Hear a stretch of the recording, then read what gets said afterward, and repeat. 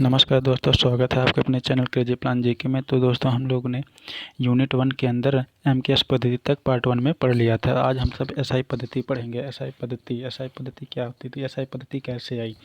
SI पद्धति पहले के जो समय में चल रहे थे कई सारी पद्धतियाँ, उन सबको एक अंतर्राष्ट्रीय बैठक में बैठ करके एक नई पद्धति का निर्माण किया, जिसका नाम था एसआई पद्धति। एसआई पद्धति यानी अंतर्राष्ट्रीय पद्धति। एसआई पद्धति को दो भागों में बांटा गया, जैसे कि यहाँ दिया है कि सन 1971 ईस्वी में फ्रांस की राजधानी पेरिस में माप-तौल विभाग के अंतर्राष्ट्रीय अधिवेशन में एसआई पद्धति को मान्यता मिली। एसआई पद्धति को दो भागों में बांटा गया, आधारी मात्रक और संपूरक मात्रक। आधारी मात्रक जो है इसकी संख्या 7 है और संपूरक मात्रक की संख्या 2 है। आधारी मात्रक पहले हम डिस्कशन करते हैं। तो ऐसा आधारी मात्रक में जैसे कि ये लंबाई है, लंबाई को हम मीटर में नापते हैं, इसलिए इसका हाँ, ये एक बात और, जैसे कि अगर हम किसी चीज़ को जिस चीज़ में नापते हैं उसे हम मात्रक कहते हैं। जैसे कि मीटर हो गया, यानी लंबाई को हम मीटर में नापते हैं, तो इससे इसका जो मात्रक है मीटर है। और संकेत इसका एम, जैसे कहीं अगर एम लिखा हुआ तो इसका मतलब मीटर है। और बीमा एल है। अगर बीमा की बात करें, बीमा निकालने के लिए हमें इम्पोर्टेंट है, जैसे कि लंबाई का लेंथ है, तो यानी कि ये जो कैपिटल एल है इसी को हम क्या करेंगे, बीमा बनाएंगे अपना, यानी कि बीमा है। तो इससे हमें बीमा यानी कि लेंथ का एल से डिनोट करेंगे। द्रव्यमान यानी मास यानी कि किलोग्राम का यानी द्रव्यमान का मात्रक किलोग्राम है। संकेत केजी है, संकेत केजी है। बीमा एम है। इसी तरह द्रव्यमान को मास में कन्वर्ट करते हैं, तो मास एम कैपिटल एम है, तो कैपिटल एम को यानी कि एम से बीमा हो गया। समय टाइम हो गया, टाइम को हम सेकंड में नापते हैं, इसलिए संकेत इसका एस है, कैपिटल एस है। और बीमा टी है। ये याद रखिए, बीमा हमेशा कैपिटल में ही होता है।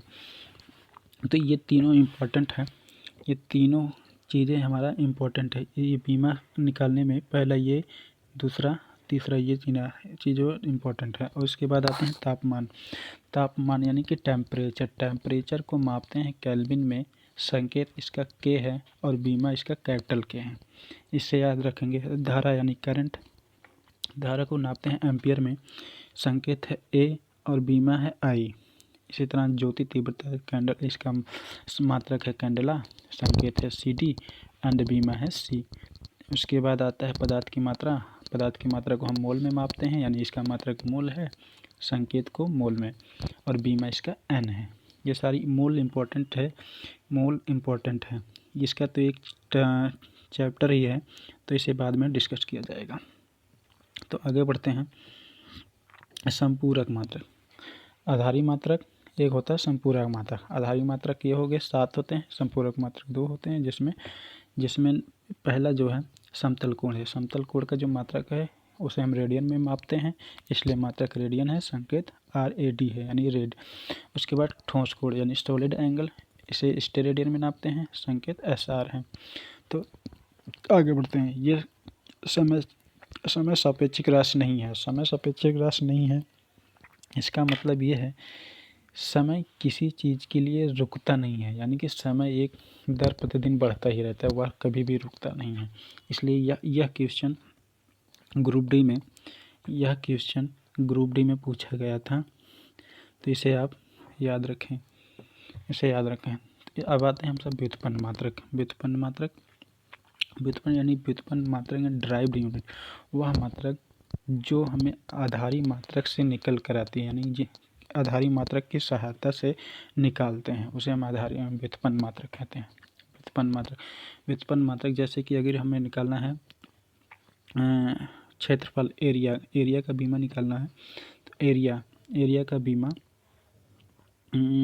एरिया हो गया। एरिया को हम लिखते हैं, इसका जो फार्मूला होता है लंबाई इंटू चौड़ाई, लंबाई इंटू चौड़ाई होती है। तो लंबाई इंटू चौड़ाई ये होती है। और चौड़ाई को, तो लंबाई को हम मीटर में लेते हैं और चौड़ाई को भी मीटर में लेते हैं। ठीक है। तो ये दोनों मिला के क्या होंगे, मीटर स्क्वायर हो गया। और इसे हम किस में डिनोट करते हैं, एल में। तो एल से एल स्क्वायर हो गया, यानी कि इसकी बीम में सूत्र एल होगा। इसी तरह हम चेक करते हैं आयतन यानी कि वैल्यूम। वैल्यूम को अगर देखा जाए तो वैल्यूम को भी हम तो यानी कि आयतन को बात करें, आयतन को हम लंबाई गुणे चौड़ाई गुणे ऊंचाई, 3 चीज़ में लिखते हैं। और इसे लंबाई को भी हम मीटर में नापते हैं, चौड़ाई को भी हम मीटर में नापते हैं, और ऊंचाई को भी मीटर में। इस तरह हमारा मात्रक हो गया एम क्यूब। और हमारा बीमा की एम को हम एल में नापते हैं, तो यानी एल क्यूब हो गया। इस तरह हमारी ये भी ख़त्म हो गया। इस आगे बढ़ते हैं। उसके बाद आते हैं चाल होता है हमारा यानी स्पीड को हम लिखते हैं, स्पीड को यानी चाल बराबर क्या बताएं, चाल बराबर दूरी बटे समय। और दूरी को हम क्या लिखते हैं, मीटर में लिखते हैं, और समय को सेकंड में, तो कैपिटल एस। इसके बाद एम को हम किस में नापते हैं, एल लेते हैं, और एस को टी बीमा सूत्र टी होता है। जैसे टाइम में टी है, कैपिटल टी, और मीटर यानी लंबाई एल, यानी लंबाई यानी कि लेंथ, यानी कि एल बीमा या मीटर का एल हो गया। अब जो किसी भी चीज़ को अगर हम जैसे कि 1/t है, इसे लिखेंगे तो 1 टी की पावर -1 लिखेंगे। अगर टी की पावर 2 होती, अगर मान लो टी की पावर 1/t की पावर 2 होता, तो इसे हम लिखते हैं टी की पावर -2, यानी कि जितना ऊपर है ऊपर जाके माइनस हो जाएगा। इसी तरह इसे हम लिख देंगे एल टी की पावर -1। अब आगे बढ़ते हैं। आ गया बेग आ गया। तो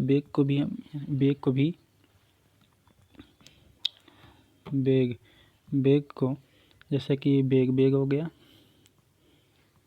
बेग बराबर विस्थापन बटे समय। ये सब हम बताएंगे क्या क्या चीज़ है, आप ध्यान से देखते जाएंगे। बेग यानी विस्थापन को हम किस में लें, विस्थापन मतलब जो एक सटीक लंबाई यानी कि मिनिमम दूरी होती है, एक पथ से दूसरे पथ की मिनिमम दूरी जो होती है उसे हम विस्थापन कहते हैं।